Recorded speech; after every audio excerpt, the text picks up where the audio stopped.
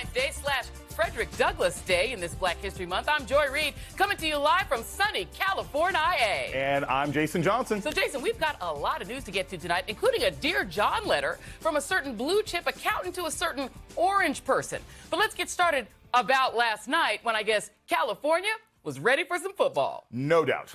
Another postseason game that came down to the final seconds. The Rams beating the Bengals after Matthew Stafford and MVP Cooper Kupp connected late for a comeback win, all in front of a hometown crowd, which has only happened twice in Super Bowl history in this brand new stadium in Inglewood. Well, let's talk about that, because we know that rappers, they love to shout out Inglewood. Dr. Dre, Snoop Dogg, and Tupac all did it. And I was just there, and it feels like a West Coast Harlem in some parts. But really, it's a one-time black enclave that is more half black, half Latino these days. And it's a community in transition. A huge transition. We're talking the Super Bowl spotlight, a new NFL franchise, and a $5 billion stadium. That's billion with a B. And speaking of spotlight, Snoop and Dr. Dre were in the house for an epic Gen X, West Coast hip-hop, very black halftime show. Sorry, millennials, you can't claim this one. And boy, did that not go over well with the right-wingers. Sure did, Joy. You had conservative activist Charlie Kirk tweeting, the NFL is now the League of Sexual Anarchy. This halftime show should not be allowed on television.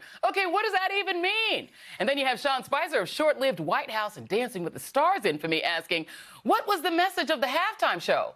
Does Sean Spicer even get to ask about messaging? I mean, come on. No, he doesn't. But once again, the biggest Super Bowl moment wasn't even about a play or even about what was rapped about or sung. The big moment was rapper Eminem kneeling in an apparent tribute to Colin Kaepernick. The NFL was quick to say it was aware that he would kneel and did not try to stop him, despite reports saying the opposite. But okay, here's the thing, and especially for folks with PTSD about a certain Janet Jackson incident, the NFL has always tried to sanitize blackness, especially during the Super Bowl. From the halftime performances to players taking a knee, and it especially does not want to dabble in the culture wars right now and tick off its conservative fan base. Which explains why Kendrick Lamar's line, and we hate the popo, was noticeably scrubbed last night. Don't think we didn't notice. All right, let's bring in our panel. Joining us now is Bomani Jones, ESPN sports journalist and host of The Game Theory with Bomani Jones, coming soon on HBO, and Michael Harriot, columnist for The Griot and author of the very timely book, Black AF History. Thank you all for being here on, apparently, it's called Black Center now. Black Center, yeah. That's the name that I dubbed it. We had a little fun with our sort of mashup of local news and ESPN, Bomani, so hopefully we did okay. But I want to get your impressions of everything that you saw last night. I was in Inglewood. I spent most of the day in Inglewood, watched at a Super Bowl watch party in the heart of Inglewood at the Miracle Theater, and the blackness of the whole experience was actually really big for me. But it was very different in terms of what the NFL allowed to happen during that halftime show. I still think they were surprised by the moment by Eminem, but what do you think? I'm sure they were surprised by the moment, but there's a fundamental what you going to do about it element to that, right? What are they going to do, send somebody out there to tackle him before he kneels? Like, what room did they have to do anything once he decided to do it? The other thing you can't forget is that's a rich white man. You're not about to tell that rich white man that he can't do that. What you going to do, hold up his check because Eminem is hurting for the money? In fact, the NFL, I don't even know if they get paid this year. Many years they've been known to offer to not pay people. So, there was nothing they could do. He knew there was nothing they could do. He was going to do whatever he wanted in that moment. Kendrick Lamar, not quite as white, not nearly as rich as him and Dr. Dre. You got to scrub your line.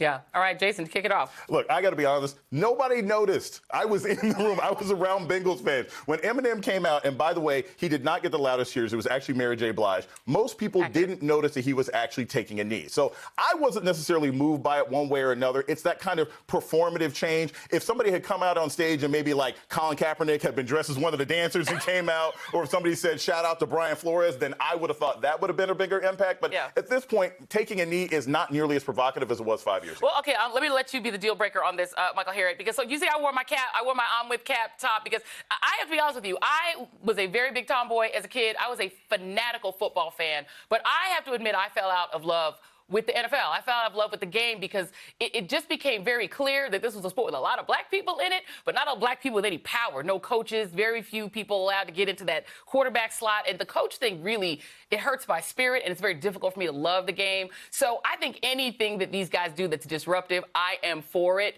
They pay for that stage, Michael. Dr. Dre put the money up for that stage. They own that stage. They could have done whatever they wanted. Nobody was going to check them. Yeah, and the thing about it, though, is Well, I didn't watch this halftime show or the Super Bowl because, like you, like I just kind of don't care. I'm not boycotting it per se. I just stopped caring about the NFL.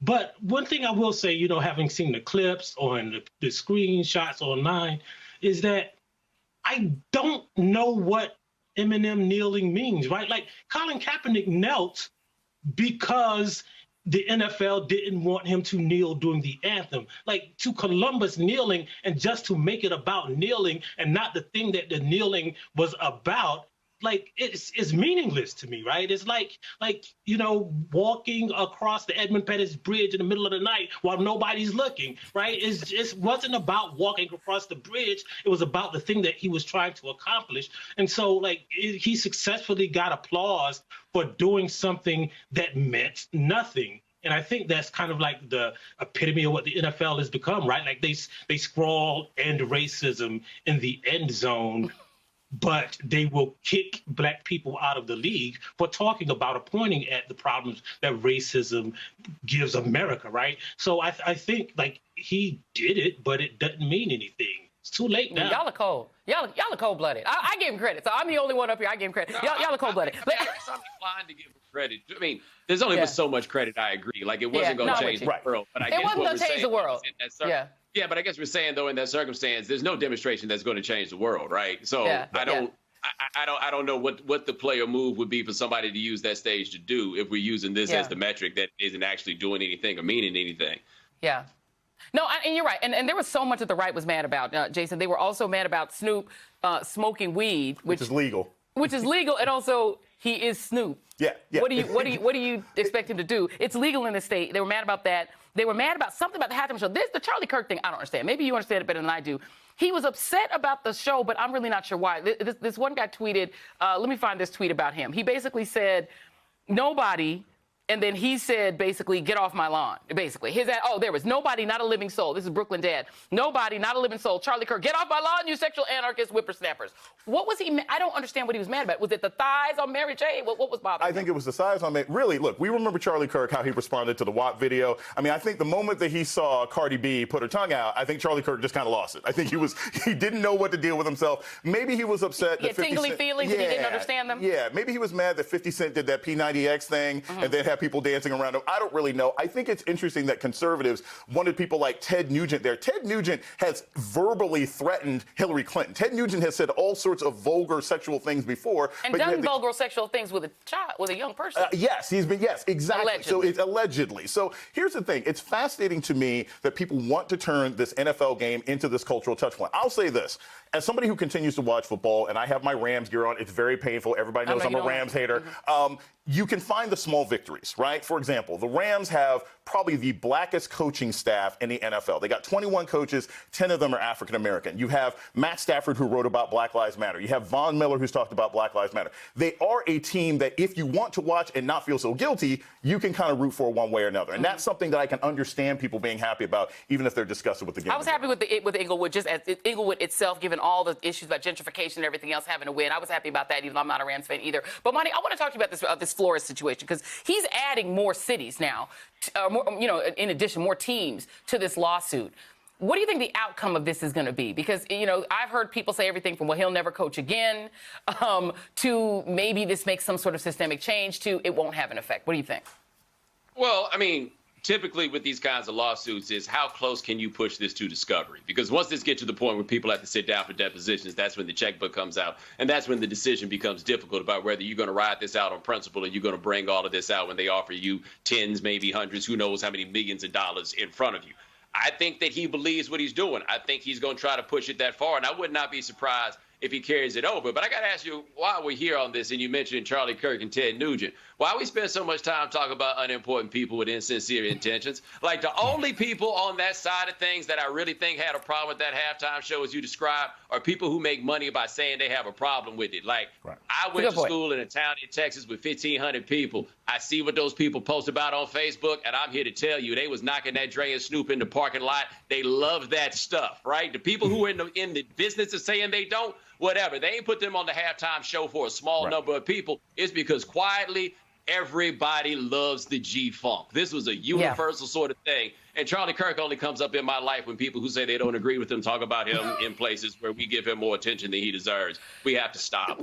That is loving criticism and valid criticism, because essentially my makeup artist was actually in the stadium and was surrounded by almost no black people. It was mainly white people, and they were jamming to it. They enjoyed it. Like, they were enjoying every second of it. So nobody actually in the room was mad. I want to get to sort of the bigger picture here with you, Michael, as well, because all of these, you know, whether it's the NBA, NFL, et cetera, have all now become so much blanketed in these overall arguments that were happening about whether we can even talk about race in schools, whether everything is critical race theory. One of my favorite tweets about last night was asking if the halftime show was critical race theory, which I thought was hilarious. But, I mean, we're having these conversations, and sports has been caught up in it. What does that mean? Because sports has always been political. But I'm wondering what that means now. When people like you, people like me are walking away and not even watching anymore, what does it mean now? Well, I think, you know, what it means is that, first of all, you can't ignore the elephant in the room, is that you're talking about companies that profit from black people's labor and talent, right? So what we're talking about when we're talking about coaching is not like giving black coaches a chance. It is we're talking about like elevating and promoting the black people who make your profit to a status where they get to, where they're included in decision making, right? So I don't even like to couch it as like we're giving black coaches a job. Black people are 70% of the NFL, and if you're talking about 70% of any workforce, and you're promoting no one, right? It is intentional discrimination. That can't be a logical answer, you know. And the fact that, you know, 33% of the coaches on rosters in the league are the relatives of coaches on rosters in the league. You know what I'm saying? So we can't just talk about this in a silo. And when black people make up 70% of anything, we have to talk about race, right? Because black people talk about race, because black people are marginalized. So if you want to strip the race part out of the NFL or the NBA or out of America in general, what you're saying is you don't want to talk about the humanity of the people who you consider countrymen. And I think that is the important part that we have to remember. To that point, let's listen to President Biden, because he did his NFL interview, and he made a lot of those same points. Here he is. The whole idea that a league that is made up of so many athletes of color as well as so diverse, that there's not enough African-American qualified coaches to manage these NFL teams. It just seems to me that it's a standard that they'd want to live up to. Bomani, your thoughts on that? Well, I mean, I was at a conference in 2003 where all the economists got together, and there was a presentation about this when Johnny Cochran was thinking about suing the NFL, and they ran a correlation matrix on coaches. And when there had only been 5 black coaches in the history of the NFL, they found that blackness was statistically significantly correlated with success. When there were only 5. That's crazy to do with a sample like that. The reason it happened, though, was you had to be so good at being a coach and be black to actually get a job, then of course you were going to ultimately wind up being really good at it. What kills me about this, or what's hilarious to me about it with the NFL, is as Michael talks about those nepotism numbers, nobody has ever demonstrated that coaches' relatives are actually any better at this job than anybody else, right? Like, you can make an argument that they'd have a familiarity with it and so they could get in a lot faster. Like, my parents are professors. When I was in graduate school, like, there were things I understood just from having been around it. These dudes aren't actually any better at it. So they're not hiring people who are actually good at it and willfully trying not to, from what it seems to be, hire people that might actually make your team better, because the biggest winners from hiring more black coaches will ultimately be the white people who get better coaches because they've opened up the pool of people that they deal with, and they still don't want it. But that's the story of American racism. It is in spite of good sense and even in spite of your potential to profit. That is going to have to be the last word on this segment, and it is a good one. Bomani Jones, Michael Harriot, Jason Johnson will be back in a little bit.